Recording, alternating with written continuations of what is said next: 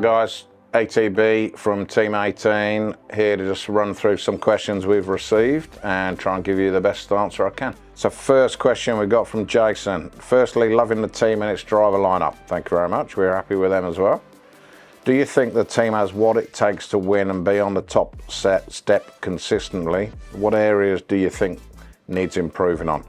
Well, I think one of the big changes we made for this year, and it's still an area that we've got to keep progressing with, which we are, is the engineering department. It's no secret we changed that up a little bit this year. There's 3 new people in a department of 5, so getting those guys to gel together more cohesively, work as a unit, which they're all trying to do, but it takes time to bond them all together. That's probably one of the biggest areas that we're working on and putting energy into.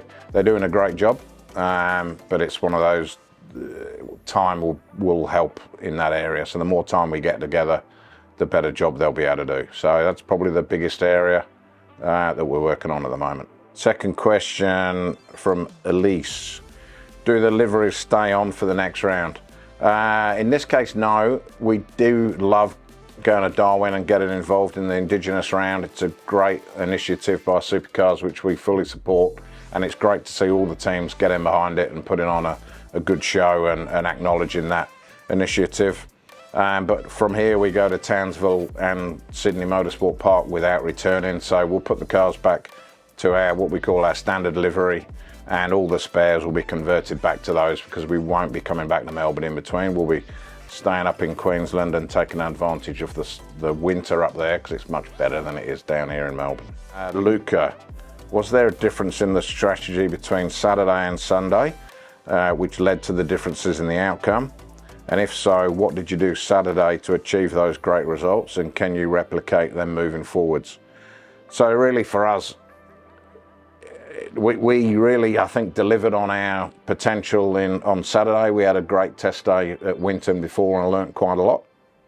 And we rolled out the truck in a good place on Friday for the test day. So we're very happy with Saturday, happy with our results on the day, and we should have backed that up 100% on Sunday.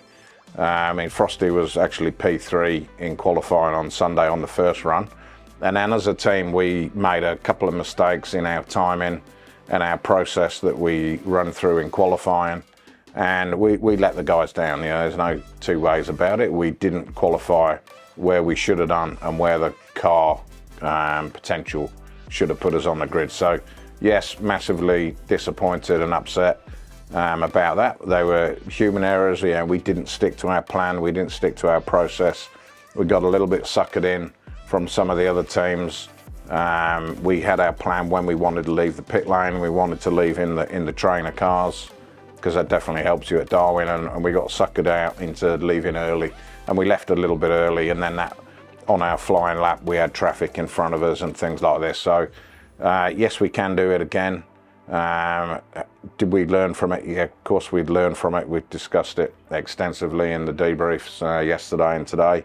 So we got to make sure we make our plan, stick to our plan, execute the plan as we've designed it to be, and we should be, and we will be able to replicate what we did on Saturday. So yep, very disappointed of that one.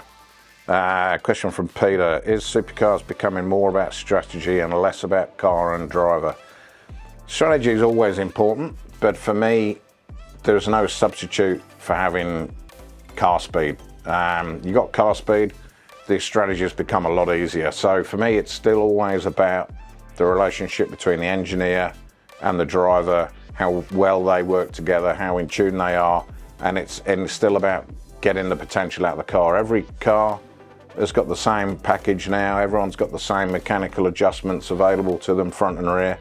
And for me, that's a good thing with Gen 3. You've still got the ability to do a good job and a bad job by the choices that you make. So for me, it's still always going to be about the driver and engineer, and those two working well together, feedback being good, and the interpretation of the feedback and the choices that you make will still be the key. So for me, engineer and driver will still be more powerful than having the right strategy. If you don't have car speed, strategy is not always going to make up for it, but if you've got car speed, all the strategies will work for you.